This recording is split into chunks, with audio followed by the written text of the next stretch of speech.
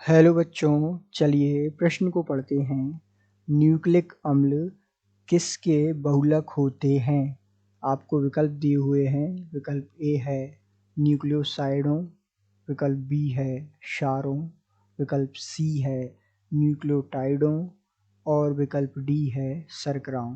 तो आइए बच्चों, मुख्य अवधारणा को पढ़ते हुए या मुख्य अवधारणा को समझते हुए हम इस प्रश्न को विस्तार पूर्वक हल करते हैं तथा विस्तार पूर्वक इस प्रश्न के बारे में समझते हुए सही विकल्प का चुनाव करते हैं। तो सबसे पहले हम बात करते हैं मुख्य अवधारणा की।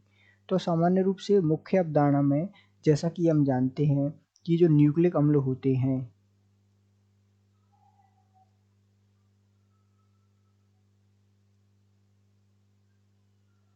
वो किसके बहुलक होते हैं? तो न्यूक्लिक अम्ल जो होते हैं वो न्यूक्लियोटाइडों के बहुलक होते हैं।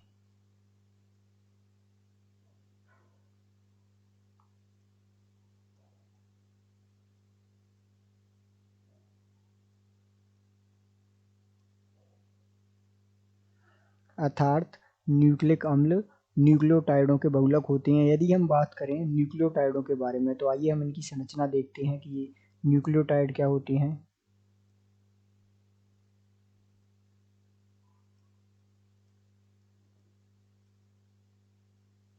तो इनकी संरचना किस प्रकार की होती है, आइए हम इसकी संरचना बना लेते हैं। तो इस प्रकार यहाँ O तथा इसकी संरचना कुछ इस प्रकार होती है। यहाँ ऊपर की तरफ इससे जुड़ा हुआ होता है क्षारक कोई, तथा नीचे की तरफ इस कार्बन से जुड़ा है S समूह। इसी प्रकार यहाँ इस कार्बन से ऊपर की तरफ H और नीचे OH। इसी प्रकार इस कार्बन से ऊपर की तरफ H और नीचे OS समूह। तथा यदि हम बात करें इस कार्बन की तो यहाँ ऊपर की तरफ इससे जुड़ा हुआ है CH2 और इससे जुड़ा हुआ है फास्फेट समूह अर्थात OP, द्विबंध O, यहाँ O माइनस और O माइनस। तो ये जो है इससे जुड़ा हुआ है। इस प्रकार की जो संरचना है वो होती है किसकी? न्यूक्लियोटाइडों की संरचना। अब यदि हम इनको नंबर दें अर्थात इनको गिनती दें तो 1 2 3 4 और ये है 5वें नंबर का कार्बन। तो इस प्रकार जो है न्यूक्लियोटाइडों की संरचना होती है। अब आइए हम जो है इस प्रश्न का उत्तर या विकल्प चुनते हैं।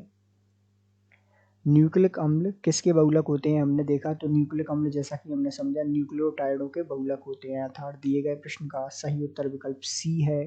आशा करते हैं आपको समझ आया होगा। धन्यवाद।